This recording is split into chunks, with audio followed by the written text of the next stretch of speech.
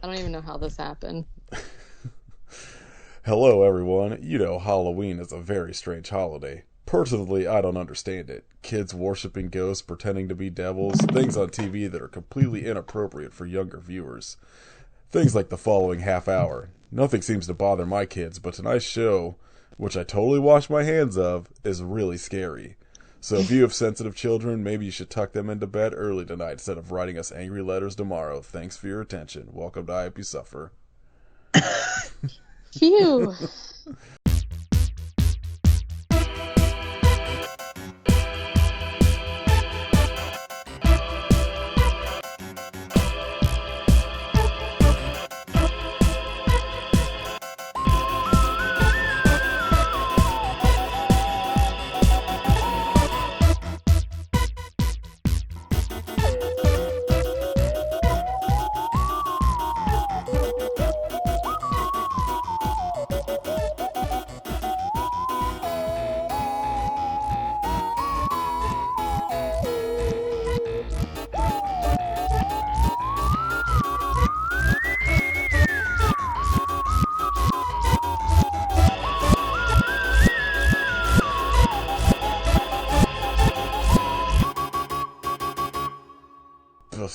The best TV show.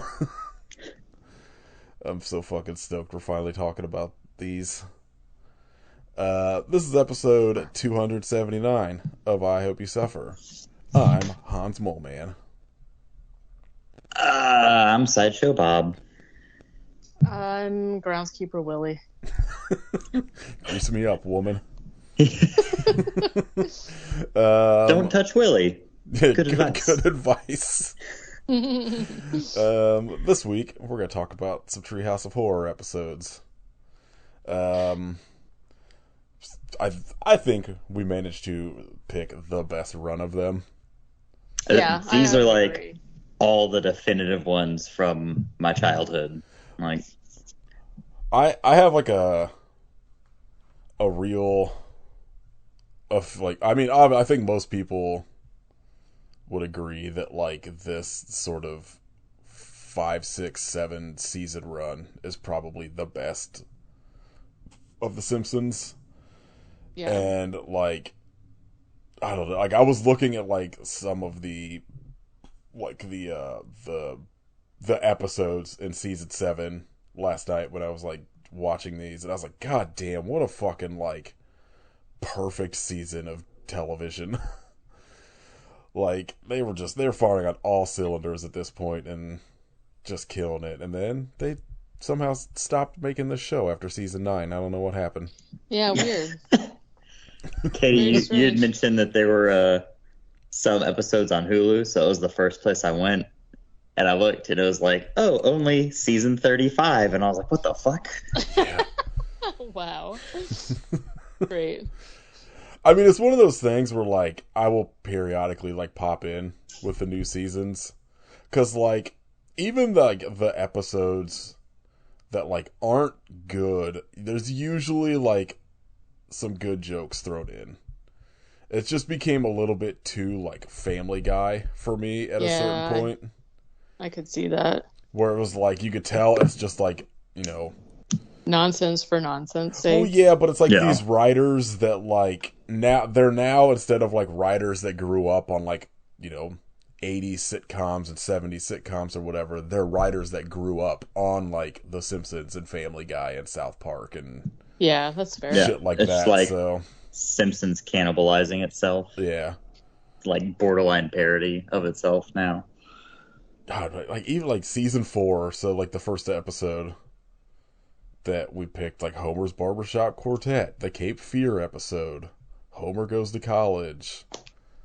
Fucking Bart's Inner Child. These are all fucking so good. The show is so fucking good. Like, and it, like, just those first 8 to 9 seasons are just, like, untouchable. Bart gets an elephant. What a banger episode. I also think that, like, they're funny in a way that is just, like, kind of like, I would compare this to, like the different kind of humor, like Futurama, where, I mean, there's some, like, kind of like crude jokes on Futurama, but for the most part, they're just like jokes that are funny in like a smart way, which is what I feel like Simpsons does really well versus like kind of like I was saying, like Family Guy, Cleveland Show. I do think that American Dad is pretty funny, unfortunately. But they are kind of like more of like a really stupid, dumb humor, shock value, like nonsensical kind of stuff. Whereas like Simpsons was just like you're laughing because you're like, oh, that was actually a very smart joke kind of thing. And it's like you have Homer, who is like obviously very dumb, and he does dumb things in just like the way that his character is, but I feel like he's still written, at least like I don't even know how many seasons I've seen. I have not seen them all, obviously. It's been like decades since I watched any new episodes aside from Treehouse of Horror. But you do have moments where he's just like you like Homer. I do not, and never have and never will like Peter Griffin. You know what I mean? Yeah, well, I think the thing that like The Simpsons managed really well, and I feel like is one of the first animated things that really did it, was like having characters that are extremely funny while also being like relatable and like doing actual sort of like emotional stuff with their episodes sometimes. Yeah. Where like you'll have like a completely just like madcap episode, like 22 or 23 short stories about Springfield or whatever, and to like something like Homer's mother or whatever, where his mom comes back into his life. And like, I don't know, it's just like one of the, like, it's a show that like obviously means like a lot to me. I have a Simpsons tattoo. Like this was like the show that like I think molded my sense of humor, because like I was on immediately, and it's one of those things where like it hit me at the perfect time, where it was like, I was 7 or 8 when it came out, so I was like, oh man, Bart's the coolest. And then as you get older, you're just like, oh man, I relate to Homer too much. I'm too old. So yeah, I don't know. It's like it's like a show that like still like, I feel like there's a lot of, well, obviously there's a lot of stuff from like the 80s and 90s that just like doesn't hold up.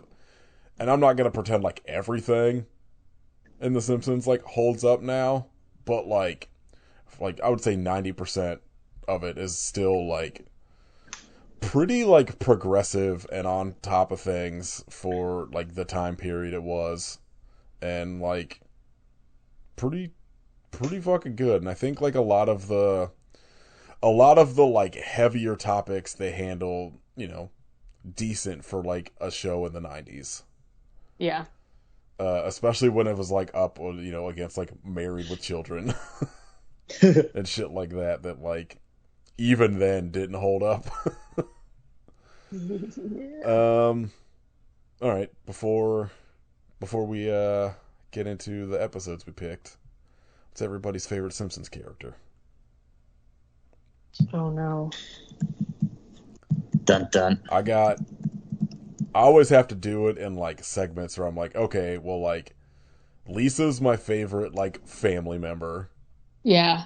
I think Milhouse is my favorite like common kind of reoccurring character, and then Hans Moleman's like maybe my favorite character overall. I think anytime Hans Moleman pops up, it's always like perfect. Especially the episode where like Bart becomes Mr. Bird's heir, and like somebody's like paid to kidnap Bart and like deprogram him when he's being like brainwashed by Mr. Burns, but for whatever reason they kidnap Hans Moleman. So Hans Moleman thinks he's Bart now, and Homer just like has no problem with it and is like kissing Moleman on the top of his head. Shit, Moleman comes out and Bart's closing a skateboard. Like, cowabunga, dudes. Yeah, Moleman is pretty funny. Duffman's pretty good too. For as far as like the little kids go, like I do like Milhouse, but I think my favorite might be Ralph. Because he's ridiculous. I also like Smithers a lot. I like Skinner. Yeah, Principal Skinner's good. Anytime they get to like write somebody like that. You know, like Skinner's not necessarily like old, but like is written like a very square old person. Yeah. Like yeah. him and like anything they write for Mr. Burns is always like pretty funny. I have to say I do like Flanders also. Yeah, Flanders is a good character. Yeah, best left-handed character in the world.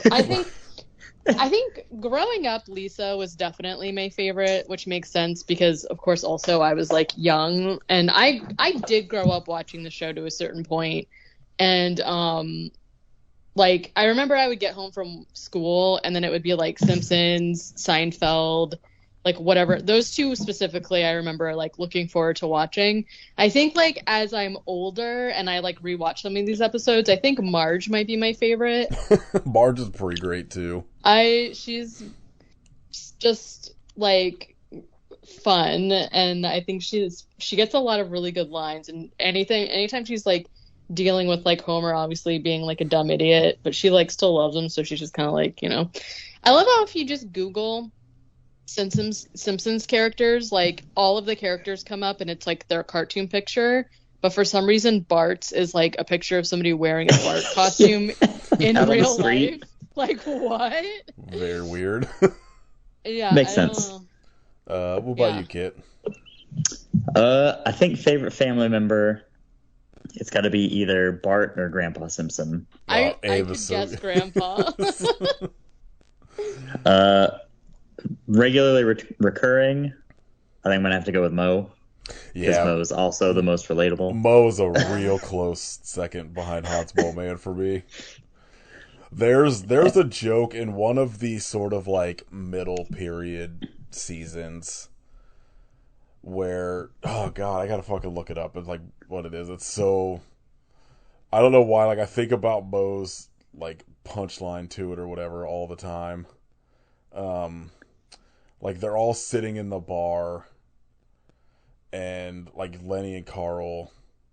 Oh, let's see. There's actually a YouTube clip of it. Play. Geez, Homer, I thought someone with 2 wives would be happy. No, you're thinking of someone with 2 knives. I gotta tell you, this is pretty terrific. Just Mo holding 2 knives for like. Oh my god, it's so good. I love Mo. And like the episode when like Bart has a crush on like the neighbor or whatever, and he like does the prank call to Mo, and it's like, but 742 Evergreen Terrace, and Mo's like finally gonna get like revenge on this whoever's prank calling him all the time, and there's just like the shot of him running through the woods, just holding a knife in the air, screaming as he's running. I don't know. There's like just a lot of Mo things I think about like all the time because I'm just like, God. Now that I'm like an adult, I feel very relatable to Mo. Yeah. Lex, it is daylight savings time. I don't know what that means. I'm a cat. You also probably have an entire bowl of food out there. Oh my God. No, I need fresh. Now. Lex, what's your favorite Simpsons character? Silence. Well, it's not Santa's Little Helper, that's for sure. Oh, actually, we did have a question for you, Kit. I have written, ask Kit, which cryptid do you think is the sexiest? Oh, sexiest. It's got to be the San Antonio donkey lady, I think. Okay. I don't think I've heard of her. Extremely local. Yeah. I'm going to look her up. I'll say I might have mentioned this before, but my idea for sports teams is that instead of naming them like after real things, where you wind up having a bunch of teams racistly naming themselves after Native American tribes and shit, you name them after local cryptids. We were talking about that. So the last episode we watched these stupid Tubi quote unquote documentaries called Scariest Monsters in America and then Scariest Monsters in the World or whatever. And we were talking about that also. Like, what a missed opportunity. Makes sense. I can get behind this donkey lady. How sexy is she compared to Mothman? Now, Mothman's got a pretty sweet butt, to be honest. Yeah. I did bring that up in the episode. Yeah, it's voluptuous. I'm gonna Google sexiest cryptid and just see what happens. Oh, All God. right. Feeling bold. That feels like a real bad idea. Yep. Oh, there's so many sexy Mothmans. I think everyone is horny for Mothman. Oh, definitely. That checks back because everybody's horny for Mole Man as well. So Is that a Tsuchinoko with huge titties? That's weird. Not a fan of that. 50 cryptids ranked by their undeniable, indisputable, jaw-dropping sex appeal. I think that's a little far. I think that's a little far of a title. Click it. I gotta know. I gotta know the top 5. Okay, let me see. They did 50. That's kind of a deep dive to me. If the Loveland hard Frogman is in the top 5, I'm gonna be very upset. Okay, so you know Bigfoot's going to be number 1. he wasn't listed in either of the episodes that we watched. Oh my god, it's multiple pages. Okay, Hold on. Let me go over to 3. You gotta stay committed. It's loading. Oh, number 20 is the Dog Man. You'd think he'd be higher. All right, let's see. Yeah. Wait, you said top 5? Yeah. Number 5 is the NASA Gargoyle. What? Interesting. This hottie combines my 2 favorite types. This person's dedicated here. Legendary, cryptological beast, and nerds. He is reported to take delight in the fear he causes in others. And like NASA, I can neither confirm or deny that I find that hot. I don't really know that's a merit of what he looks like, but Who number 4 wrote this? I don't know. Number 4 just says Owl Man. Oh yeah, Owlman. obviously. All right. He's British, so you know, people love the accent. Number 3, Bigfoot. This is, I don't know about this because number 3 is Bigfoot, number 2 is Yeti, and like to me, Oh, come on. they're pretty the same, right? Yeah. All that tells me is this person likes white creatures over.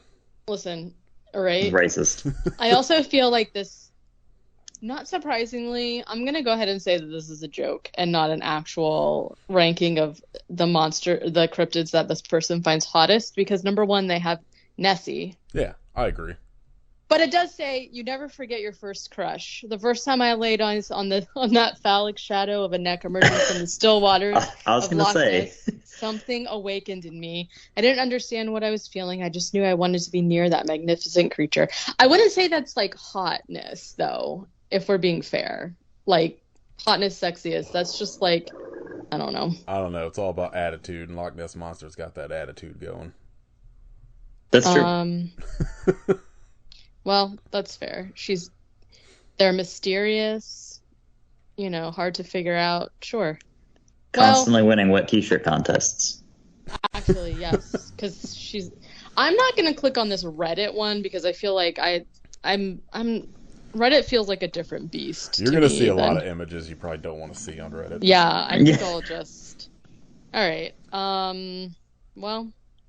Anyways, there we go, everybody. All the monsters we would like to fuck. Mothman was there, of course. No deathworm. No. Yeah, no Mongolian deathworm. Nathan Come on. is literally obsessed with the Mongolian deathworm for some reason, even though it wasn't on the list. It's the best name. It's wasn't only on either list. It's only because the CGI footage they showed of it in that documentary was like, it didn't look cool like Shai Hulud does. Yeah. It was literally just a giant like worm you see after rain. An earthworm. Yeah. Like, but if you touch it, you die. I was like, you couldn't have like made this at least look cool. You just basically just blew up like a fucking regular worm. Yeah, the worm in actuality, to me looks like it would be difficult to make out with, but Yeah. Okay, back to The Simpsons. Yeah. Treehouse of Horror, Season 5, Episode 4, or Volume 4, whatever you want to say it is. This is trying to figure out which episodes to watch is just really the hardest. I was so worried I was going to watch the wrong ones because it was like each Treehouse of Horror is one less than the season. Yeah. Like Season 5, Episode 4, Season 6, Episode 5. So I was like, well, I hope these are all right. Well, I think it was really helpful that we all picked, we all said what the segment was, because I did start watching the wrong one because it's seasons 5, 6, 7, but for some reason I was doing 6, 7, 8, and then I was like, no, I specifically remember that you said the bus one, and this is the tooth episode. So I was like, because I'd rewatched these before Christmas, and so, but Christmas before Halloween. Is that what is season 8 the one with the tooth? Yes. 5, 6, 7, 6, 7, 8. Yeah, it's the one with the evil. Bart has the evil twin. The tooth, and then and then when I got to the tooth, I was like, "This is not right," and I turned it off. But yeah, well, I feel like that one's not as good. That might be right where they start dropping off, because they hit a point where Fox's, I don't know, standards and practices started kind of coming down on them for the horror stuff, and then it just becomes Harry Potter spoofs and fucking shit like that after a while. Yeah. Oh my god. But yeah, Lex. I don't know. I mean, it is fair, sort of, because I remember, I looked forward to these, Treehouse of Horror episodes when I was younger so much, because one of my favorite things was, Halloween episodes of anything. Disney Channel used to do Halloween episodes of, their shows or whatever, so you could, watch them while you're getting ready, and then you go trick-or-treat or whatever, and it was, literally the best. And obviously, we sort of joked about, we're doing this episode late, but it's fine because of football. Sometimes no, but this is the thing. The Treehouse of Horror this year aired yesterday when we're recording this. Well, so there you go. It is solidly November at this point, so it's fine. But what I was trying to say is the thing that was so cool about these episodes is that they put so much effort into it. It wasn't just the show came on. It was a spooky episode. It was they changed they had spooky openings. They did a graveyard in the beginning instead of just the regular, driving through Springfield or whatever. They even have people's names Dan Spooky McGill or whatever the fuck. And you had openings, where typically the Simpsons would all run and sit on the couch. They changed that. So sometimes they're zombies. And then one of the ones, I don't remember which one it was, intro today, was all of the Simpsons hanging themselves, and I was ooh, yeah, maybe not. And as an 8-year-old, I'm whoa, but you know what I mean, probably maybe we're not showing that kind of stuff anymore. But in the beginning, it was there was some pretty gnarly stuff, I think. But yeah, some of it went pretty hard for a couple seasons. Yeah, for just a cartoon, crazy. I'll say the end of one of them where there's the fog that turns everyone inside out. Yes, and they actually get turned inside out. It's damn, I forgot you could get away with that on TV in the 90s. Fucking doing a chorus line or whatever. Yeah, start doing a dance number. Yeah, very good. And there's blood squirting off of them. Yeah, every time they move. Yeah, very gross. Santa's little helper eating Bart's intestine while they're doing it. So I feel you don't get away with that anymore. But we were the Ren and Stimpy generation, so it was fine. I don't know. We talked about that Death Note one. The Death Note one pretty hard. Yeah, I really liked that one actually. I really enjoyed that they changed the whole ass animation for it, and it was pretty accurate to the actual anime. So I really liked that one. And then there's other segments in the later ones. Obviously I liked the I Know What You Did Last Summer one.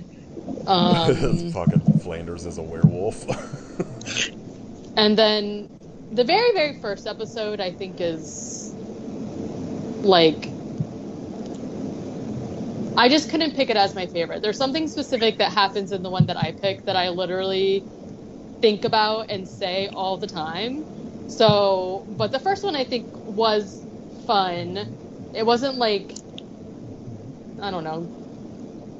What's the second segment of that first episode? I know there's the Amityville sort of poltergeist. It's the Amityville, then it's the one where I think they introduced the aliens. Oh, that's right. Like, yeah, the how to cook people. Yeah. And then the Raven. How to kick 4 people, and then the Raven. And, like, that one, of course, is, like, really, obviously, like, a staple, but I don't know. I like this other one I feel better, like so. every English teacher I ever had after, like, these became available on, like, VHS would make us watch The Raven at some point. Yeah.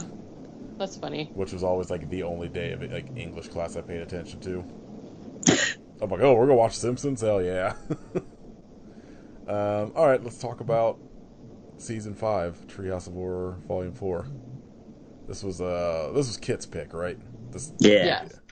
With a very good Hans Moleman joke. Yeah, very funny.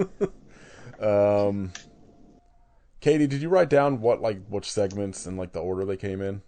Yeah. Alright, what was the first segment of this one? Is it... So, let's see. The first one is The Devil and Homer Simpson. Oh, okay. This is the one where Homer sells his soul for a donut to Satan, who is Flanders, which I fucking love. And then he goes on trial for it. It's so good. The fucking Homer in Hell stuff is, like, iconic. Like, fucking Flanders is the devil. It's such a good joke, but he looks so good, like, the way they fucking design it. Yeah. Incredible line from Mr. Burns watching the security footage of Devil Flanders in there. He's like, "Who's the goat-legged fellow? I like the cut of his jib." That's your 11 o'clock, sir. Yeah, this one's really good. I kind of always forget that, for some reason I always associate this one with, like, a later season, like, for whatever reason. I'm not really sure why, but I like the idea of Homer thinking he could outsmart the devil by not taking his last bite of donut. And it's like, I feel like at some point that donut's gonna get eaten by something, and, like, I don't know. I want to know the loophole rules. Like, if someone else eats the last bite, does it just, like, negate the whole thing? I think maybe.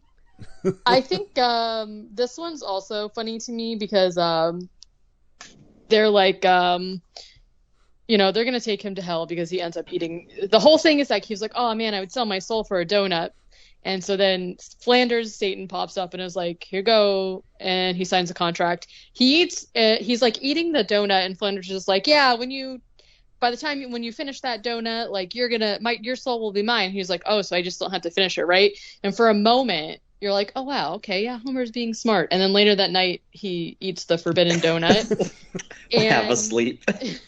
And Flanders comes to take his soul, and Lisa is like, wait a second, like, this isn't fair, like, let's have a trial to see whatever. And he's just like, you're Americans with your due process and all that. So then, yeah, he goes to hell, and they force feed him donuts, which, like, he's all about, right? He wanted the donut anyways. And then they call up, like, a jury, and it's like John Wilkes Booth, Lizzie Borden, Dillinger, John Dillinger, or whatever. Blackbeard, Nixon, who's still alive. The starting lineup of the 1976 Philadelphia Flyers. Which, I don't know if there's a deeper joke there, other than that it's just ridiculous. But then, what's the lawyer's name? Because I know he's Lionel like... Hutz. Okay, because I knew he was a recurring character, I just couldn't remember. But he said, one of my favorite lines, he's just like, don't worry, I watched Matlock at the bar last night. The sound wasn't on, but I think I got the gist of it. Which is, first of all, you guys know I love Matlock, so that was funny. And then whenever he starts to try and, like, defend Homer or whatever, he's just like, what is the definition of a contract anyways? And he just, like, basically kind of is like... Can't be broken. Yeah, cannot be broken. And then he's just, like, silent, because, yeah. He's so good. He's up there with, like, Mo and Mo Man for me as, like, a reoccurring character. He's so good. Yeah, and Oh, Dr. Nick, I guess. He wasn't in any of these episodes somehow. But I don't know if I don't know if Dr. Nick's in any of the Treehouse of Horror ones, other no, than he's like if there's not. like a random like big like whole town thing. Yeah. Anyway, this one ends up being like kind of sweet because essentially they find out that Homer, when he married Marge, pledged his soul to her, so it's legally her property, and so Ned can't, Satan cannot have it, which I think is pretty funny. One of my favorite lines is when they're finding seats for everyone in the jury and Blackbeard has to sit in the high chair, just like, this chair be high, says I. I love how Lizzie Borden is trying to sit in one of those weird, like, ergonomic, modern chairs, and she, like, can't sit down. And one of probably the most iconic images for me of the Treehouse of Horrors is Homer getting his head turned into a donut. Yeah. Stop picking at it. But I'm so delicious. And then all the cops waiting outside for him. Don't worry. He's got to come out eventually. Yeah. So that was the first segment, and the second segment is I don't know. So when I think about like iconic Treehouse of Horror episodes, this is specifically one of the segments that I think about, the middle segment. But the last segment's really good too. So the second segment is, I wrote down the school bus. That's not what it's called. It's Terror at 5.5 feet. Yeah. Which is a Twilight Zone parody. One of, I think, the most famous Twilight Zone segments. Like this and like the guy losing his glasses or whatever, probably like the two that get like done the most. Yeah. So why don't you talk about it, Kit? Yeah, so let's see. It's Bart going to school, like normal school day, and he looks out the window and sees a very Simpsonified, like, lizard creature. I don't know how to describe it, really. It's like, it's weird, because, like, lizard seems accurate, but it's also fuzzy. It's got, like, Bart's head, essentially. It rocks. It's like, it's just like, it's so weird looking. They do a very good job of making it, like, creepy, but also cute. Yeah. Yeah. It is like a little gremlin. Yeah. So it starts, like, fucking around with the bus, like, trying to dig into it, and Bart loses his mind, of course, as one does when they see themselves as a lizard tearing up a bus. Yeah.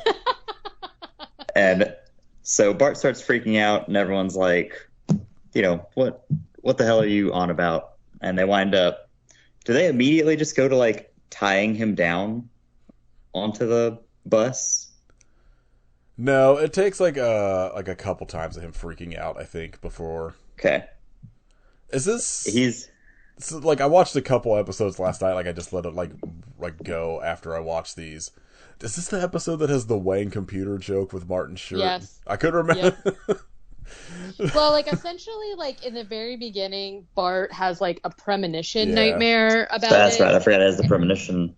So then when they get on the bus, Lisa's like, okay, everybody, Bart had a rough morning, so if you guys could all be nice to him, that would be great. Like, well-meaning, like, a nice sister that doesn't realize she's getting him beat up. And then Ralph says something to the effect of, like, oh, great, now the attention won't be on me, and he's wearing... Yeah, it's Martin. That's what I meant, He's wearing a Wang computer shirt. Like, great. There's so many, like, funny jokes in this one. Like, there's the one where Bart is like, there's like a monster out there or whatever, and everyone screams and runs to look, and like Otto is also like, whoa, what? Yeah. And they're like, who's driving the bus? The Mole Man joke. Oh, it's also so good. Very funny. Otto, you gotta do something. There's a gremlin on the side of the bus. No problem, dude. I'll get rid of it. Just like smashes into it. Mole Man's like, oh no, I just made my last payment. Yeah, it's just like Mole Man driving next to the bus in a gremlin that is a type of car for people like us who don't know that. And then Otto just like rams him and he runs off the road. It barely taps the tree and the car explodes. Very funny. Bart looks down and the gremlin's there tearing stuff up, and Homer pulls up, and can clearly see the gremlin, and he just goes, "Hey, boy," and then drives off.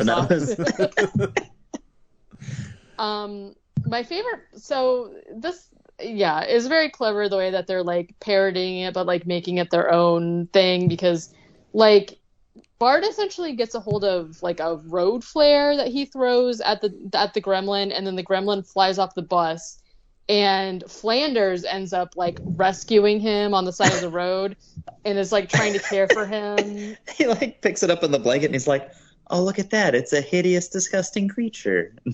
I'll take care of you, little guy. And then the little gremlin ends up beheading Flanders, which is so funny. That's an image that's emblazoned in my mind forever.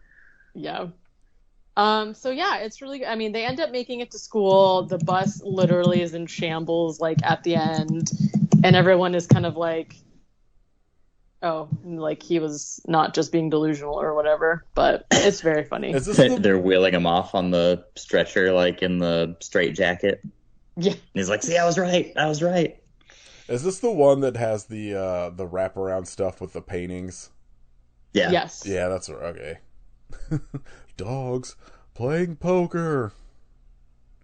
So that's that segment. Very good. The other thing that I really like about these episodes where they are based off of some kind of pop culture thing like this is that they use the music too, which I really like. So that's fun.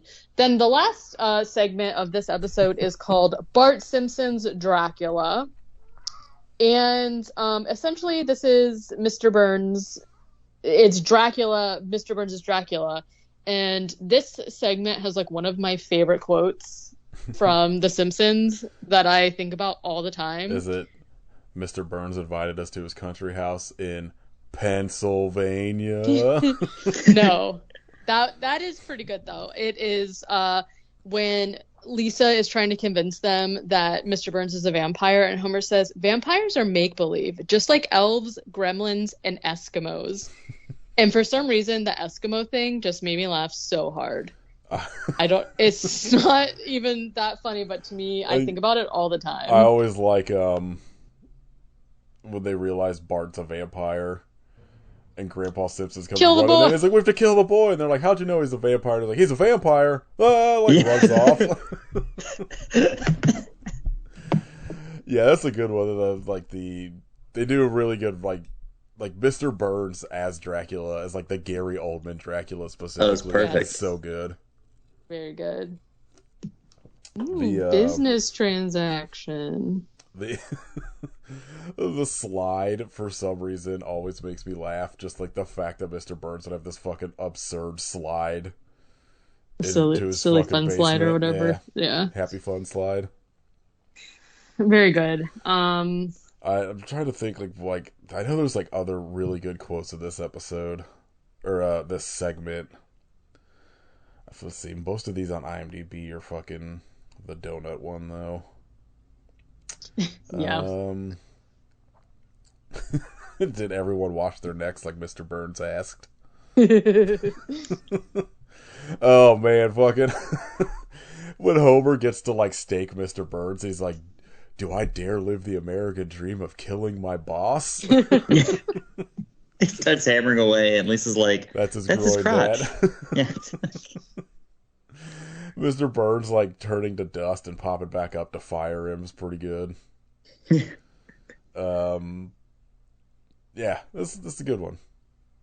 Yeah, some of them you'll watch them and it'll be one, if you're lucky, two of the segments are really, really good. None of them are bad, but some of them are just perfect. And I think this specific episode, all three of them are just so good. Yeah.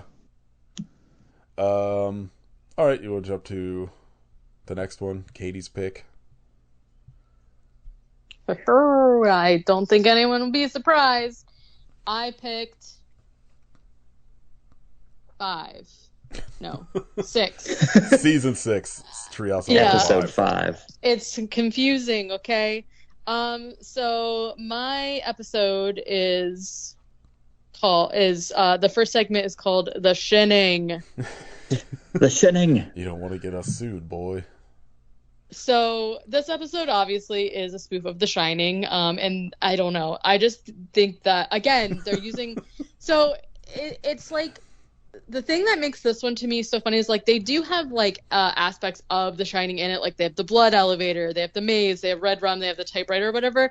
But they do things in it that are like kind of like I feel quintessential to like The Simpsons, where when they first and they do a lot of like movie accurate stuff for a lot of these like spoofs too. So they have like The Simpsons, they show that like above shot of them like driving up the mountainous road towards like the hotel or whatever, and they're playing like the music, and then it's just like Tuesday, and Marge is like, did you remember to lock the front door? And I was like, don't. Wednesday.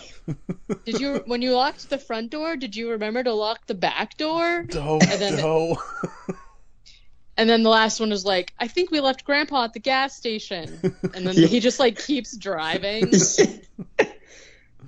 It's like a fucking. That also leads like later when Grandpa like is for some reason there to like one of maybe my favorite line in this whole episode when they're doing the "Here's Johnny" thing. And Homer like goes to the second door and he's like, David Letterman, and Grandpa's like, hi David, I'm David. Grandpa. I'm Mike Wallace, I'm Morley Safer, and I'm Ed Bradley. All this and Andy Rooney tonight at 60 Minutes. Ridiculous. My favorite part of it though, and this is why I felt I had to pick this episode over like the first episode, because obviously I do love the first episode, is because the scene where there's like a lot of other funny stuff too. Like there's a scene where when Homer first realizes that they don't have any TV or beer, and he's like, I'm gonna go check out the Axe collections, see ya. And Lisa goes, Mom, is Dad gonna kill us? And Marge goes, we'll just have to wait and see. Like ridiculous. And then they have Mo as the obviously bartender, so good. as the bartender that's like, I'll happy. Give you a beer. I'm very happy. La la la la. See. It's just really ridiculous. So then obviously the scene that like is like a heavy rotation for me is where Marge finds the typewriter and she's like, oh, well, I'm going to look at this and I'll just get like a glimpse into his emotions. And on the typewriter it says, feeling fine. But then the lightning flashes and you see written all over the walls is no beer and TV make Homer go crazy. But he shows up and like startles her or whatever. And he's like, trying to think of a title for like his book or whatever. And he's like, I'm thinking something like no TV and no beer make Homer go something. And Marge goes, go crazy. And he goes, don't mind if I do. And he like freaks out. The go crazy, don't mind if I do. That's like in heavy rotation for me. Me and like my like childhood friend used to like quote that all the time. It's just, I don't know why. And it's just like, you'd think that line doesn't really have a lot of application. Anytime anyone says go crazy in any capacity, it's don't mind if I do. Yeah. So, the other funny part is whenever Marge is after Homer like attacks her and she's trying to call for help and she's like, help, please, my husband's trying to kill me, over. Yeah, thank God it's over. There's no better written bad cops on TV over fucking Chief Wiggum. Literally, so good as like a dumb cop. I also like the running gag in this episode of Groundskeeper Willie getting an axe in the back.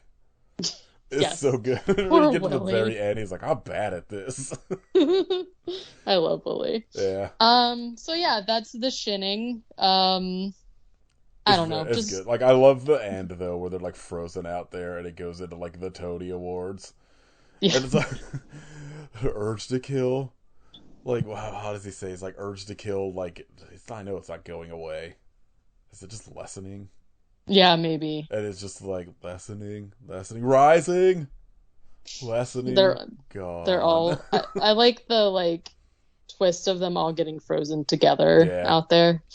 I don't know, very funny. Yeah, so, it's very good. The better second ending than Stephen King normally writes. Good job, Stephen King. Yeah, good job. Good job on this one, old Stevie. The second segment is called Time and Punishment. I like this one a lot too. I forgot this was it. Like, this is another one that I, for some reason, equate with like a season 9 or 10. Yeah. For some reason. So this is basically one where Homer is talking about how, like, content he is or whatever. He gets his hand stuck in a toaster. The part of this that's so funny to me is that, like, he's freaking out and then he's like, Dad, your hand's in the toaster again. Like, how and why? It's so good. But essentially what ends up happening is that he messes up the toaster. When he goes to fix it, he ends up, like, creating like a time machine where he goes back in time and then basically continues to affect the future via butterfly effect situation. So, like, he gets back in time where the dinosaurs aren't in zoos anymore, is what he says. And That's a dumb joke. Right? But it's so funny.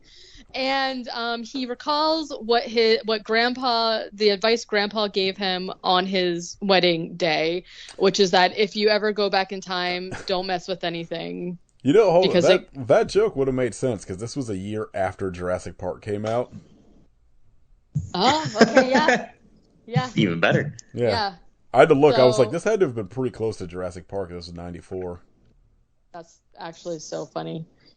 And so he's like, okay, yeah, I'm not going to mess with anything. He immediately kills a mosquito, and then he comes back upstairs, and I don't really remember what the first iteration of weird things are, but he essentially keeps going back in time and changing things. I think the first one is the Flanders 1984. Yeah, you're right. They just go in through your nose and they pull out a chunk of your brain and you get to keep it. My favorite one is the one where he, like, shows up and everybody's, like, normal, and then he's just like, can I have a donut? And they're like, essentially donuts don't exist. Rich, this like Patty and Selma are dead. Yeah, they're about to go to their funeral. Luxury and then sedan. he's like, oh, and he, like, runs back downstairs, and then it starts raining, but it's raining donuts. Oh yeah, here it is. Are we taking the new Nexus to Aunt Patty and Selma's funeral today? He's like, fabulous house, well-behaved kids, sister-in-law dead, luxury sedan. I hit the jackpot. But no donuts. Very good joke. And then it's like, oh, it's raining again. Yeah, very funny. I like when he gets to the one, like, he just, like, fucking freaks out and starts killing everything in the screen. Yeah. He's like, don't touch anything, I'll touch everything. And just starts, like, beating everything with a club, and he gets back to, like, whatever timeline, and everything's, like, seems relatively normal, and he's like, okay, I can handle this. Then all of a sudden their tongues are, like, long lizard tongues. And it's like, yeah, it's close enough. It's fine. Yeah. Let's just, like, leave it. And then the last segment is Nightmare Cafeteria, which is another one of my favorites, where essentially the staff at Bart and Lisa's school starts killing and eating children for lunch. It's just like a cannibalism thing. I forgot the runner of Skinner talking to Bart and Lisa, where he just, like, keeps going, like sort of like doing what's that kid's name? The Uter. German kid? Uter, yeah, he's like, I'm sure Uter's around here somewhere. You might say, we killed and cooked and we all just ate him. Yeah. He's like, oh yeah, here it is. Oh, okay. Relax, kids. I got a gut feeling Uter's around here somewhere. Ha ha ha ha. After all, isn't there a little Uter in all of us? Ha ha ha ha. In fact, you might even say we just ate Uter and he's in our stomachs right now. Wait, scratch that one. Yeah, so they've, like, essentially, like, they serve them as, like, Sloppy Joes, and they still serve Uter as, like, German sausages. Sloppy Jimbos, yeah. That's right. And it's one of the things that's funny about this to me is, like, when Bart and Lisa realize that like their classmates are being killed and eaten, they like go home to tell Marge, and she's just like, now kids, like you guys have to stand up for You're yourselves. old enough so to solve your own problems. yeah, go back to school and tell them that you don't want to be eaten or something like that. And they're just like, okay. I love when they do Marge as sort of like a well-meaning but terrible like 50s style housewife kind of thing. Yeah. I like talked about it like because we asked Lori in that final Flesh episode what her favorite Treehouse of Horror segment was, and this was the one she picked, and I was like talking about how much I think about the shot towards the end when they're getting like kind of stalked towards the blender and Milhouse falls in it. Mm-hmm. And it's just like a shot from like the blender's point of view of like Milhouse falling in it. I like think about that shot composition like all the time. It's it's like just, I don't know, upsetting to think about for some reason. I mean, yeah. And then after this segment, this is the outro of the fog that turns your skin inside out. So it's kind of a perfect... The skin turning inside out is also so upsetting. Yeah. They're like veiny and meaty, and like I said, blood is squirting off. Yeah, when they like droplets when flying they like around. kick or whatever, they do like the chorus line kicks. Really I really like when they would like end on like something like absurd like this in one of these episodes. Yeah. Because like the next one, I think it's the next. No, it was the Dracula one that ends with them doing like the Charlie Brown Christmas thing. Because like like they talk about in the audio commentaries for these all the time about how mad they would like the writers would get about it getting pushed back because of like football or the World Series or something. Yeah. Where like, you know, like they started doing it, and that's where they would start adding these like weird Christmas jokes in it, because they're like, I don't know, at some point we'll probably be airing in December. Right. Because there were times I could remember these airing in like mid-November, like not even like the first week. It'd be like November 16th or some shit. Yeah. Yep. I'm sure that I was really pissed off when that happened. Yeah, but it's kind of like you said with this episode. It's just making Halloween last a little longer. That's true. That is true. Yeah, that's another pretty perfect Treehouse of Horror episode. Like all three segments are so good. And the thing that I like about it too is like they're not just like, it's Treehouse of Horror, but they're not just doing like riffs on horror stuff. It's like sci-fi also, which I think is really fun. Yeah, I like when they do the sci-fi stuff, but then it's like I said, like once it becomes like too much of that when they go forward because of like Fox kind of like fucking with them over things. Well, yeah. Like it does feel like for a while the last kind of really horror-based one is maybe that I Know What You Did Last Summer one. And then it becomes like they do like I know there's one that's like a sort of like a, oh god, why can't I think of that Kubrick movie? Clockwork Orange. No, I'm pretty sure they've done that. But what's the one with Eyes Wide Hal? Shut? Yeah. No, yeah. Oh, The my Simpsons God, Eyes Wide Shut would be incredible. What's the Hal? What's the fucking the robot Hal? What movie is that? I can't think of it. Space Odyssey. Yes, they do that, but it's like the voice of Hal is Pierce Brosnan, and it's just like the voice of like a like an automated house or whatever. Like I knew they do one of that where like the house becomes in love with Marge and just like tries to kill Homer. That's one of those like in like the teen seasons or whatever. All right, so we'll jump to my pick. Season 7, Treehouse of Horror 6, actually aired in October. October 29th, apparently. Yeah, I'm like, why don't they just do them before?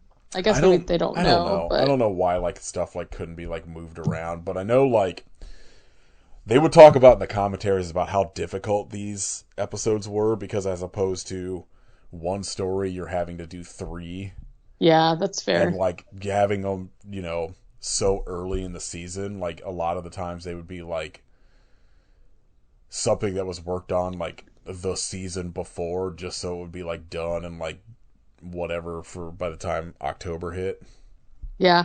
I mean, that's fair. Like I said, they like really literally there's like no detail that goes like spookified about these. So I get it. Like the openings are always like unique. This one is one of my favorites because it's the Headless Horseman, but it's Krusty's head like being thrown. Oh yeah. And then the thing where like even if the episode isn't focused around I can't forget the aliens' names. King of Kodos. Kodos is the one I forgot. Even if the episode isn't like focused around them, they're in it somehow, whether it's like the outro or like whatever. So there's like so much attention to detail that goes into these. They would talk in the commentaries a lot about how they would like be finishing the episodes and realize they forgot to add Kang and Kodos. So they would just throw like a thing at the end of them like commenting on what happened and just laughing for like 30 seconds. That's what they did in the episode I picked at the end of Time and Punishment. They're just like, stupid human, not ready for the effects of time travel. Ha ha ha ha. And they turn into Peabody and Sherman. Yeah. Okay, so the first segment of this episode is called Attack of the 50-Foot Eyesores. I forgot this was part of this one. This one's so good. Which is essentially that Homer wants a massive donut, and he steals it from this huge. I was calling them mascots, but they are mascots, but they're like it's kind of like the Stay Puft Man in Ghostbusters. Mascots. They're like huge figures that come to life. He steals the donut from the Lard Lad's Donut Boy, and then a bunch of them come to life. I fucking love Camp Brockman getting killed by his own billboard or whatever. I fucking think about Lard Lad coming to Homer, like the Simpsons house, and knocking on the door. And he's like, "Oh, you're looking for that donut? Flanders has it." And like they close the door, and he's like, "Oh, he came to life. Good for him." Yeah. He comes back and he's like, "I said Flanders has it. Or maybe Mo. Go kill Mo." Go kill Mo. Yeah, I don't know. I like all the mascots are like pretty fun designs. I like Bart playing with the devil. Playing the devil and Angel on the devil's shoulder. I like the sort of like the idea that like you have to write a jingle to get people to stop paying attention to them. To advertisements. And like I think this is one of my favorite Kang and Kodos appearances. Like one of the just like random pop-ins that isn't like them for like in the spaceship. Well, like just like because like they have the one about them like cooking humans or whatever, where they're like a sort of a main focus of the segment. Mm-hmm. This is one of my favorite ones. It's just them like hitchhiking for some reason, and the donut goes rolling by. Yeah, and they think it's a car at first. Yeah. They're like, "Here comes something." It's so stupid. There's a really good visual gag, which that's a hallmark of earlier Simpsons to me. Is their visual gags were really good. Of the giant peanut like grabbing the car and then cracking it open and just like tossing the people inside of his mouth. Yeah. I was cackling like an idiot. Yeah, it's so good. Yeah, that was another banger segment. Pretty different, also. Yeah. Well, I like when they do something like this where, like, I don't think this is based on something. It's just like it's like a general like Attack of the 50-Foot Woman. Yeah. But not specific. Not as specific as like The Shining or something. Yeah. It's like sort of just like a spoof on like the giant 50s monster type thing. Like I like when they do stuff like this where it's like less tied to a specific property or whatever. Right. Here's just a weird thing. Yeah. And then the second segment is like the reason I picked this episode. The exact opposite of that. Yeah. Nightmare on Evergreen Terrace. Fucking. I wonder what that's based on. I legit, after rewatching this, might get burned up skeleton Willy tattooed on me. It's pretty gruesome. It rocks. So good. There's like a couple jokes in this that I say all the time. One of lousy smarch weather. I also love the do not touch Willy. Good advice. I fucking love the whole scene when they're like showing what happened to Willy. Yes. When he's sitting there on fire and he's like Skinner's like, Willy, Mr. Van Houten has the floor. Keep it down. So Willy just has to sit there on fire. Yeah. Mr. like Kirk Van Houten's just like, I think we should get like the lunch menus lunch schedule. Like earlier. I don't like the idea of Milhouse having 2 spaghetti dinners in one day. That is like one of my favorite lines from The Simpsons, and it's so dumb though, but it's like so funny. What about having 2 spaghetti dinners in one day is going to hurt your child? I don't know. That sounds like a dream to me. It's just like so funny. He just like sits down in a chair in the corner while he's like on fire. Yeah, so obviously this is a Nightmare on Elm Street rip. Willy is Freddy essentially. And he dies because of like everyone else in the school is a fucking idiot. Like the whole gag of like what happens to him is so funny. I just like the visual of him next to like his massive like fire heater just playing bagpipes. Yeah, why not? That's just what he does at his downtime. I love when like the kids like confront Skinner about what happened and he's like, children, I couldn't help monitoring your conversation. There's no mystery about Willy. Why he simply disappeared. Now let's have no more curiosity about this bizarre cover-up. Yeah. That like it's also like kind of one of the ones that is like I said, like the Willy on fire kind of becoming a skeleton thing is pretty gruesome. Yeah, because he's got like charred flesh on him, and his eyes are so scary looking. I like that when he's like he says he's gonna haunt their children or whatever, and he just turns into like actual ashes, and then it just like scoops him up on his own. Yeah, because he's the janitor. So funny. One of it? He's like, I'm gonna like. He basically is saying that he's gonna like get revenge or whatever. And one of them goes, "What are you gonna do? Use your skeleton powers or something like that?"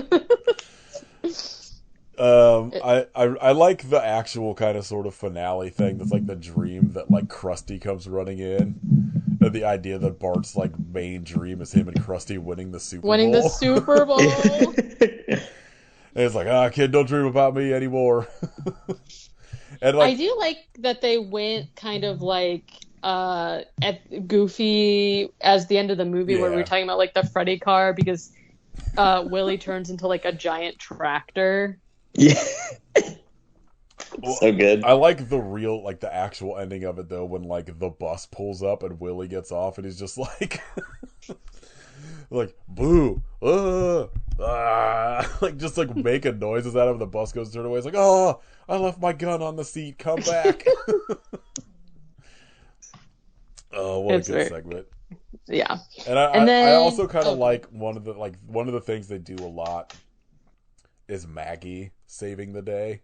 Yeah. Mm-hmm. And so Maggie's the one that like falls asleep and just comes in as like this giant bagpipe spider. Groundskeeper Willy like is coming after him, and she just like puts her pacifier in like whatever the hole is for the bagpipe, and it just like blows him up.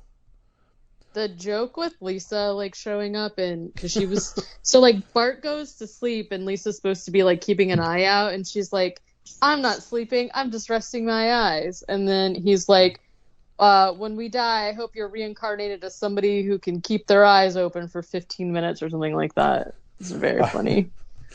I do like that they do like the sort of Freddy Krueger like gag lines with him when he does like glad to rake your acquaintance and shit like that. And I like when Bart like wakes up screaming and Homer's like, Bart, is that you?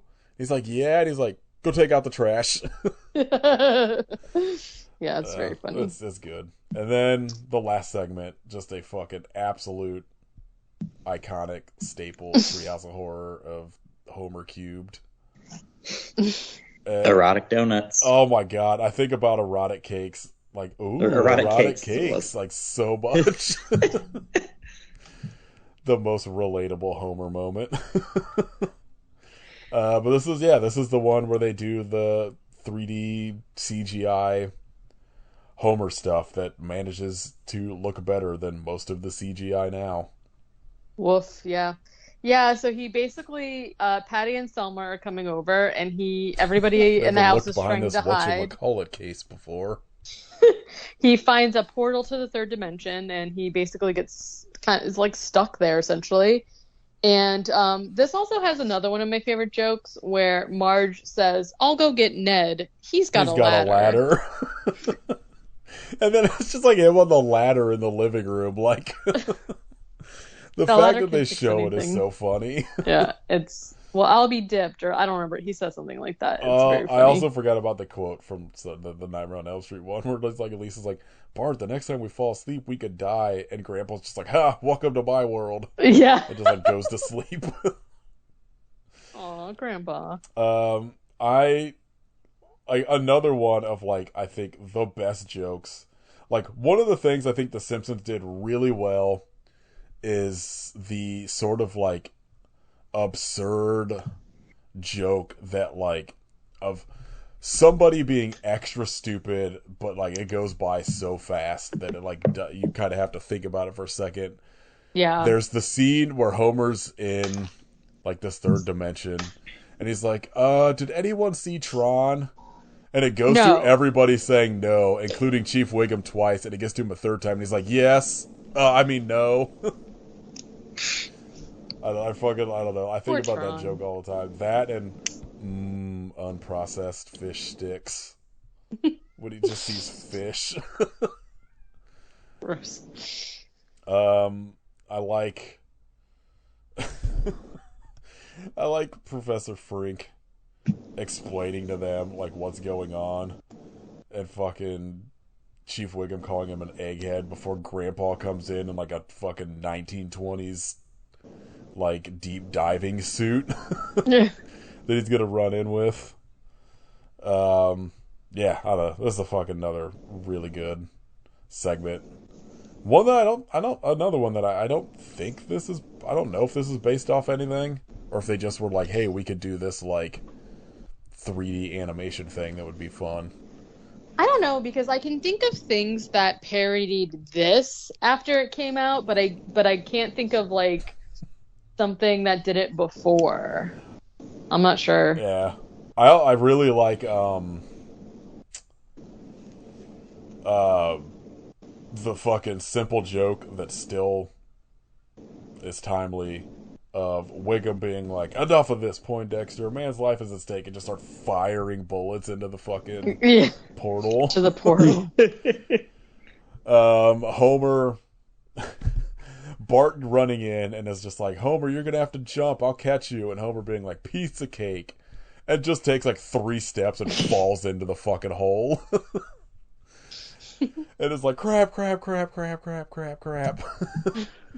And like Bart gets pulled back in, and Marge is like, what happened? Is like, well, we hit a snag when the world collapsed in on itself, but Dad seemed optimistic, and it's just like, crap. Oh, so good. Yeah. So that's the 3 episodes we picked. Yeah. I do think that these are 3 of the best like compilations. There's like a few when I was like rewatching them that I was like, oh yeah, I remember this being like one of my like ones that I liked a lot. The one where Lisa, like, people get resurrected from the cemetery and they banned guns, but it ends up being like Billy the Kid and like a bunch of cowboys and stuff are the zombies, and now they're the only ones with the guns. I don't know if you remember that one. That one was like one of my favorites. That sounds familiar, but I also can't like. It also kind of doesn't. Yeah. Let's see. Season 4's is pretty good. That's the King Kong. Oh and then yeah. the evil Oh, Krusty yeah. doll, and then Bart raising the dead is like iconic. I With the love the Homer, Krusty the Doll one too, Homer actually. shooting Flanders, and they're like, "You killed Zombie Flanders." He's like, "He was a zombie." Yeah. Yeah. I remember Zombie Flanders being like a big thing people quoted. Yeah. What about, oh, you know what? This might have been a later one where it was like the Dexter spoof where Ned thought God was telling him to like kill, like he became like a serial killer. I don't Um, know if I've seen that one. he thought he had like this book. The Bible was like talking to him and telling him to like kill people, and he thought it was God, but it ended up being Homer. And it was like a speaker that he was just like, kill this person. It was like a Dexter, so that it must have been one of the later Yeah. ones. Season 9, Homer. Oh yeah, the fucking Homer's the only one that survives like the apocalypse bombing or whatever. This is like I think a Twilight Zone thing. Oh, yeah. And then Bart getting mixed up with a fly. Which is pretty Yeah, fun. yeah. Oh yeah, and then like Marge is a witch. That might be probably like, well, no, because I Know What You Did I Last Summer is fun, and that one's after this. yeah. I liked obviously the island one where they Oh yeah, the Island of Dr. Moreau one. yeah. I love Cat Marge. Oh, I like, yeah. So season 10, like the one with Homer getting Snake's hair.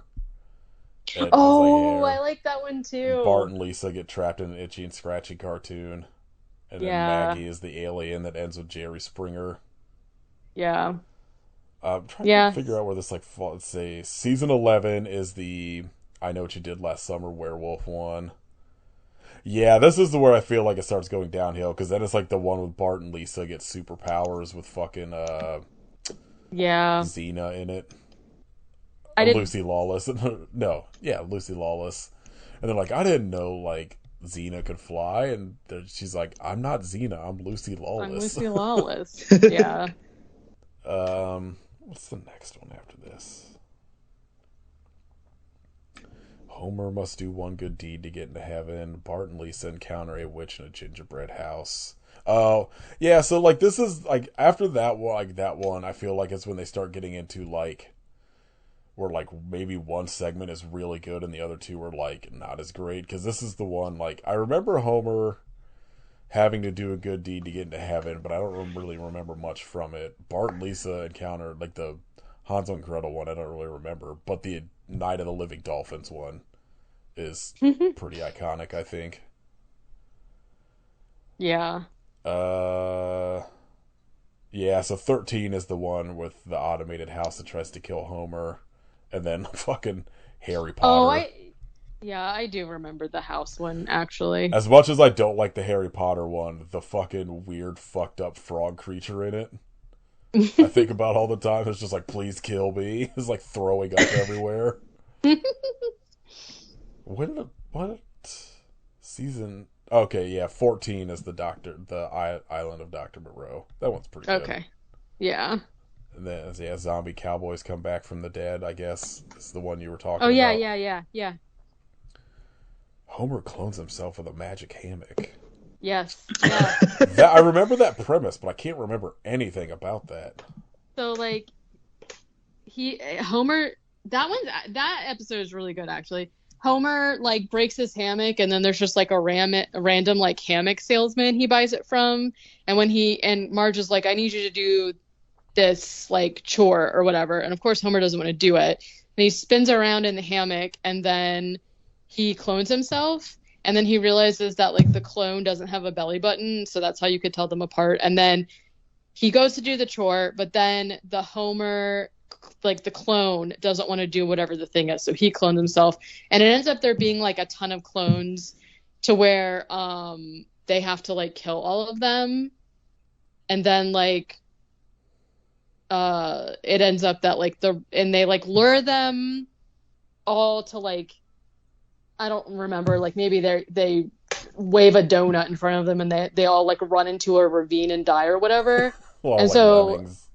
yeah, and then at the end, Marge is like, oh, I'm so happy just to have my homie back. And then it's revealed that it was actually one of the clones. And Homer, even though he's the one that came up with the plan to kill the clones, has fallen for the scheme or whatever. It's pretty funny. I might watch when we get done, like watch the one that aired this year, because I saw like a thing that one of the segments is Silence of the Lambs with like Lisa as Clarice and Sideshow Bob as Hannibal Lecter. Okay, I definitely need to see that. I was going to ask what the new one was, because the last one that they had streaming was the Death Note one, and I knew that wasn't the new one, but I don't think that it's on the one that just Disney aired Plus probably just hit Hulu today because it aired yesterday. Okay, Or okay, maybe, I'll have to I don't watch know. it then. The Simpsons might be one of those ones that's like a week behind before it hits Yeah, I streaming or don't something. know. I'm not sure.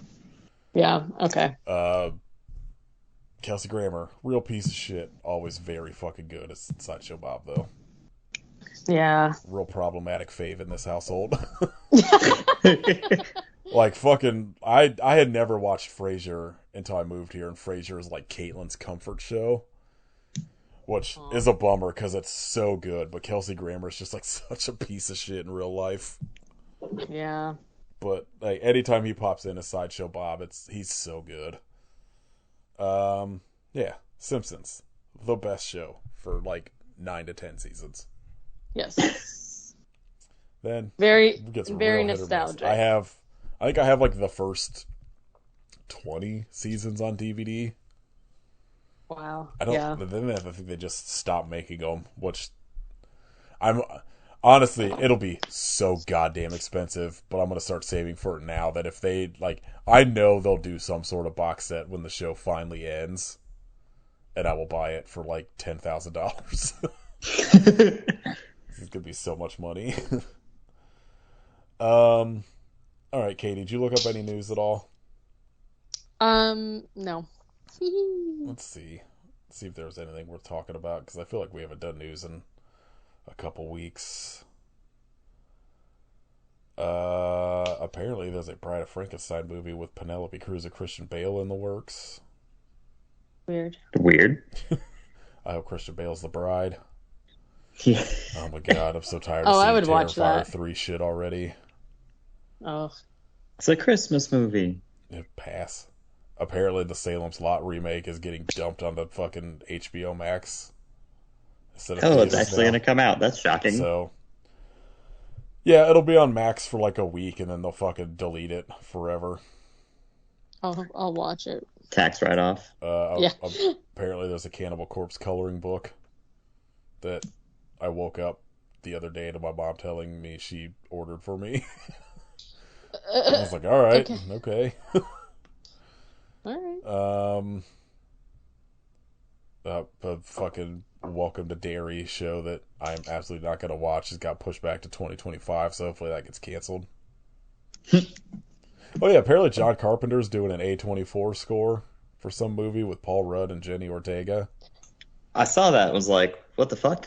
Whatever. I'm in. I mean, hey, I'll listen to any music he puts out. John Carpenter, like, let him play video games and just score movies.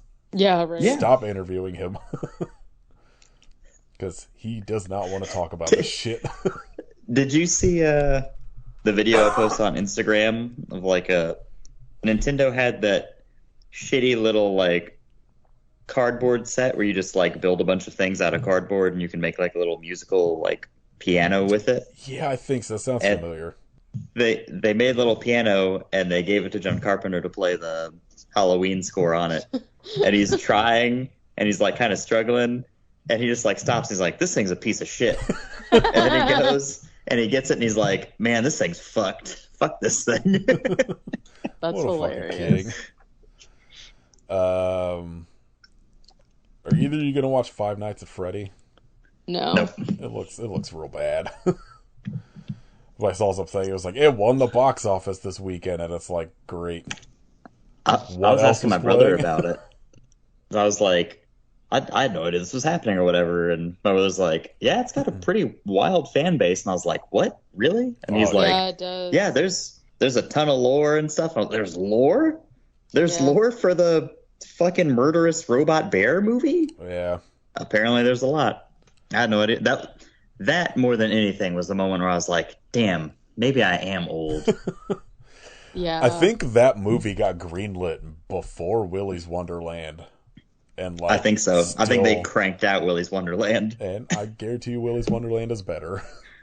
Oh yeah, that movie rocked. Yeah. All right. Katie, what'd you watch this week? You know, I don't think I watched anything except I tried to watch a few things that I ended up turning off. I tried to watch As Above, So Below. Oh wait, is that it? Yeah. As Above, So Yeah. Below. And then once I realized that the movie was about trying to find the Philosopher's Stone, I was like, no thanks, and I turned that off. Then I tried to watch the first VHS, but the first 20 minutes was just like a bunch of dudes having a fuck about, and I was like, I can't do this right now, so I turned that off. Yeah, the wraparound of That one gets so good. Yeah, the wraparound of the first one I feel like is not the best, especially at the beginning. But like by the time you get to the end, it's kind of fun. But yeah, I'm gonna push through. It just was like very much not my vibe at the time. And then I rewatched Don't Tell Mom the Babysitter's Dead, and I think that's Banger. about it. yeah, that movie's so good. It's literally amazing. When you think about the plot of that movie, it makes no sense. It doesn't. It's been a while. That one was like one of my favorites growing up, which is weird, first of all. But I haven't watched it in kind of a while where I've like paid attention. And this time I was like actually paying attention to the plot, and I was just like, maybe I missed it, but why would the mom go on vacation for 2 months and not leave her kids money? Like, who was like what? Yeah, it's very weird. Yeah. And then I feel like I tried to watch this show. I talked about it like whenever they first announced it, but it's produced and narrated by Kristen Stewart, and it's called Living for the Dead or something. And it's like a ghost, like a paranormal investigation show where like everybody is queer. And I was like, that sounds great. And I started watching it, and I just feel like the editing is not good because like nothing's really happening in it. And so I was like, I don't know. Maybe I'll try it again later because I love the premise, but just wasn't really doing it for me. And I think that might be it because you and I recorded on Thursday, and then I didn't really do a lot because we had so much family stuff this weekend. So I think that's it. Kit, what have you watched the last like 3 weeks? It's been a while, hasn't it? And still not a lot. I once saw Killers of the Flower Moon, which fucking rips. Super good. I've heard really good things about the book, so I need to read the book. Yeah, my buddy read the book and was like, the book's incredible. So that's on my list. And then complete 180 from that, I watched The House on Sorority Row, which is also a banger, but for very different reasons. And then, even more importantly, I watched Slaughterhouse. Is that worth watching, or is it stupid? I mean, I'm sure it's stupid, but yeah, it's stupid. It's I'd say as like a background noise show or like movie where you like look up and you can catch the big moments. That's like, I mean, it plays out exactly like you would think it would. It's really shitty, but the sloth is really funny because it's just like the shittiest animatronic sloth you've ever seen. And when it goes to like kill people, it just like really slowly goes to stab them with its claws.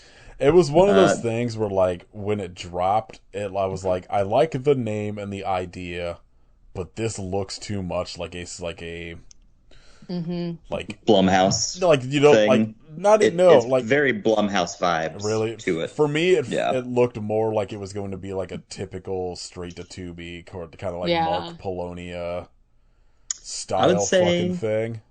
Step above that, but still like it was definitely like, oh, this is just a thing we're going to dump straight to streaming. Yeah. You know? Kind of felt like, I guess, like kind of how like the fucking Winnie the Pooh horror movie sort of thing, where I was like, this, I guess like the idea is fine, but this looks like it's a piece of shit. Yeah, it's at least very self-aware. So it's, I mean, the sloth is like taken from its family or whatever, and you know, given to a girl in America, and it finds who sold it. So it's like it steals a car and drives off to try and murder them. After it kills someone, it takes a selfie of their corpse and like tweets it with a hashtag and shit. Like, I'll probably super watch goofy. it at some point.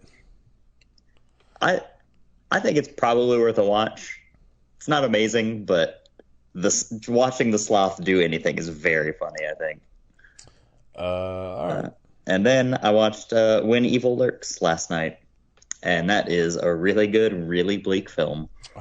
Oh, I've seen like a handful of people posted about that this week, but I couldn't really grasp like what it was. It really just kind of throws you like straight in and doesn't explain a whole lot, which I appreciate.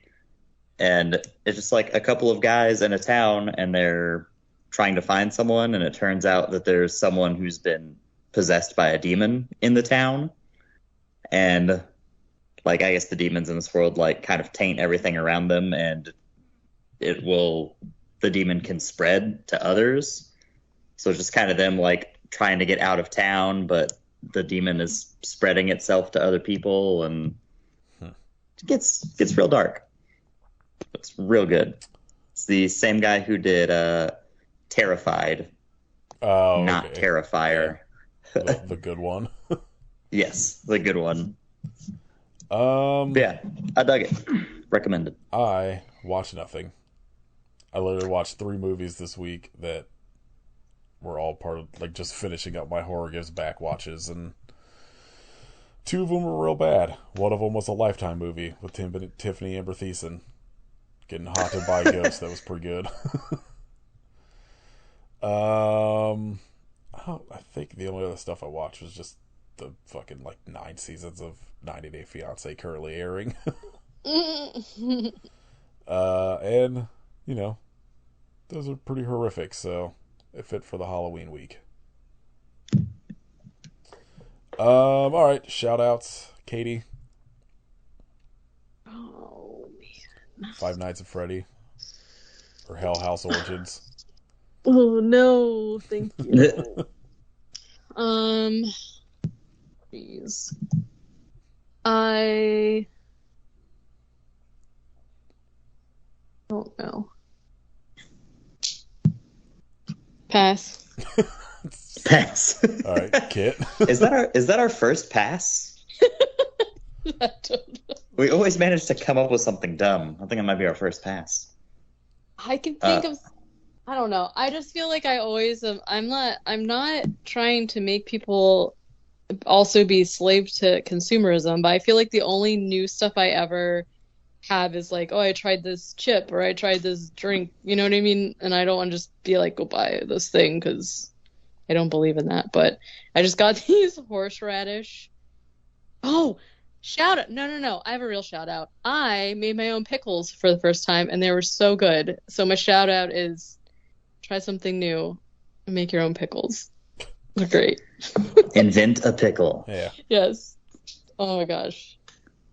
What about you, Kit? Well, I've done it the past 3 or 4 episodes, I think. But now, for the final time, The Super Bowl champions. I can shout out Super Bowl champion Texas Rangers. Woohoo! Unbelievable. Was it their first? Yeah. First series? ever in 52 years in Texas and 63 years as a franchise. Wow. Well, So I thought I was going to die without ever seeing one. that's fair. I'm Let's say go listen to the Dr. Colossus album. I'm a stupid moron with an ugly face and a big butt, and my butt smells, and I like to kiss my own butt. Appropriate. Yeah. More Simpsons doom bands. I also like that the album cover is pretty much just like Dope Smoker, but with Otto. Oh, that's incredible. Yeah. I think Barney might be behind him. Very good band. All of their stuff is Simpsons themed. Their album, The Dank, is very good. Alright. Does anybody have a movie they want to do next week? Great question. Did not think about it until just now. Same. I've never thought about it in my life. Well, I think I picked most recently Chompy and the Girls, so definitely it's not me. I'm looking through my wish list, seeing if anything is like. That's I'm gonna look at my Tubi watch list and see what I've got. Let's see what's actually. Hopefully, something really fucking awful. After Katie and I guarantee it. Watch these shitty monster documentaries, that's all my recommendations are on fucking Tubi now. Is just shitty paranormal documentaries. What about Mandroid? Oh yeah, I do remember Mandroid. What about The Mennonite of the Living Dead? Oh. I mean, I'm down with whatever. We could do Mandroid. I don't know what that is, but I'm fine with whatever. A brilliant Romanian scientist develops a robot powered by the human mind, but his deviant partner steals the invention for his own evil purposes. I'm in. And I'm almost certain it's going to be very problematic because there's a man in a wheelchair being struck by lightning coming out of the android's head on the cover. That sounds... Frankenstein's type situations is very Thanksgiving-y to me, so sounds good. Okay. It's that or Bigfoot's Wild Weekend. Oh, I don't know, actually. Let's see, I guess it was sounds Bigfoot. Good. Why? Okay, let me look at Mandroid. I don't know. This poster for Bigfoot's Wild Weekend looks pretty good. I'm not really enjoying the way that this guy, the way that this poster looks. Wait, what's it called? Bigfoot's Wild Weekend. Wild Weekend. I was gonna say Big Adventure. Same diff. Oops, I put Bogfoot. That's a disease. Bigfoot's Wild Weekend. This poster art is incredible. Honestly, I'm pretty torn. That Bigfoot is really upsetting to look at. Yeah, he is. Let's look at this. Oh, this is the only thing this person has directed, so... You know it's good. Yeah. I mean, why continue when you've mastered the art form? I don't know. I'm down with either. Katie, pick one. I mean, it's so tough. I feel like we've really been on a roll with cryptids, so I feel like, do we just continue, or do we switch lanes? We honestly could just do Bigfoot and then the fucking robot one the following week. It doesn't really matter. Yeah. Let's do... Okay, yeah. Oh, 2012. Woof. Yeah, that's how you know it's going to be good. Oh, yeah. I assume it's on Tubi? Yeah. Yep. Okay. All right. Let's do Bigfoot's Wild Weekend. Bogfoot's Big Adventure. Yeah. Bigfoot's Excellent Adventure. Yes. All right. Well, that's apparently what we're doing next week. Hell yeah. All right. If you'd like to support us, you can join our Patreon at patreon.com/IPSuffPodcast. Sometime around the time this episode's out, our Halloween music episode will be out. Just in time. Yeah. Tell everybody about some Halloween bangers at Thanksgiving. Yep. You can buy merch at our storefront tier. You can leave us a rating and review on iTunes and Spotify. Leave us a rating and a review and tell us who you think the sexiest cryptid is. I would like to know. I want 5 reviews that just have a cryptid in it. That's the only review. Yeah. You can follow Kid at Hidden History and Kitchenification of Blood. You can follow Katie at Werewolf Face. You can join Katie's Patreon at patreon.com/werewolfface. You can listen to the podcast Name Kid Movie Club. Follow me at Gordon Screamsy on things, but mostly just Letterboxd because everything else is terrible. Yeah. All right. Don't touch Willie. Good advice. Good advice. Good advice. Don't touch Willie, but why?